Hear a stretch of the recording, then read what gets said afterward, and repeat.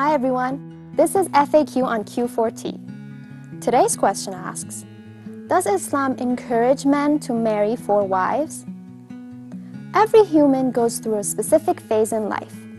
We start off as babies, grow to toddlers, children, teenagers, and finally adults.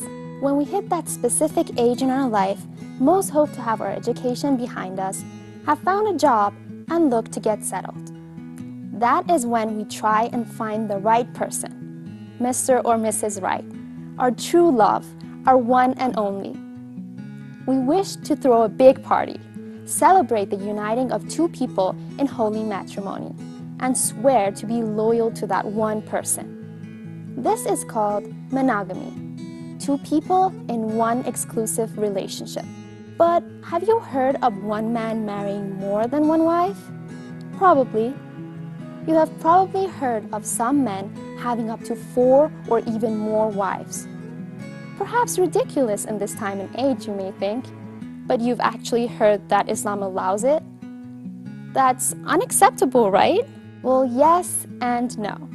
Polygamy has come under some hefty fire in recent years and is considered to be unacceptable and even punishable by law in most Western societies. So, how can it be considered acceptable in Muslim societies? Polygamy is actually a very old form of marriage, dating back as far as time, and has not been introduced with the onset of Islam.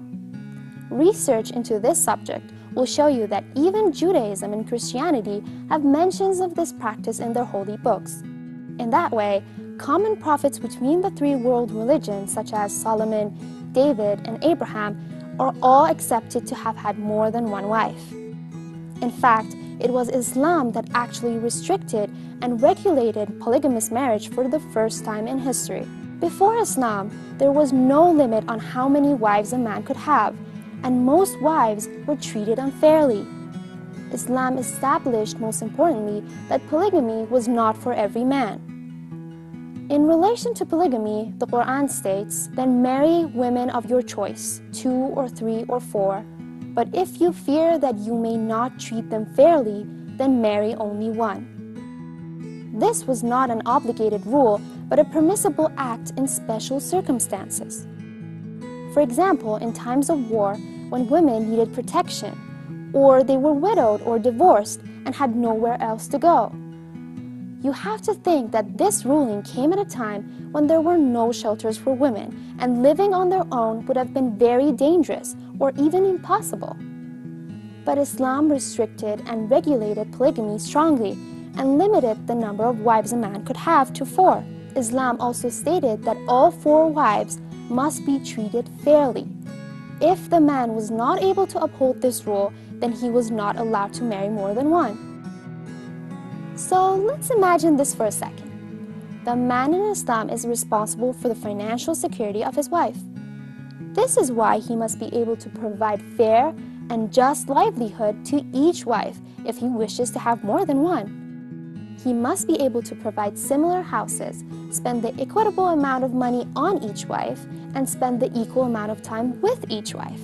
Islam even goes so far as to regulate emotional fairness in polygamous marriages. And although emotions are subjective and you have little control over how you feel about someone, you can control your behavior. Therefore, according to Islam, the man is not allowed to show favoritism. Islamic scholars today do not recommend or encourage polygamy. Rather, the option remains open because of those women that might live in societies where they need to be under the protection of a husband. What do you think? Share your thoughts with Q4T.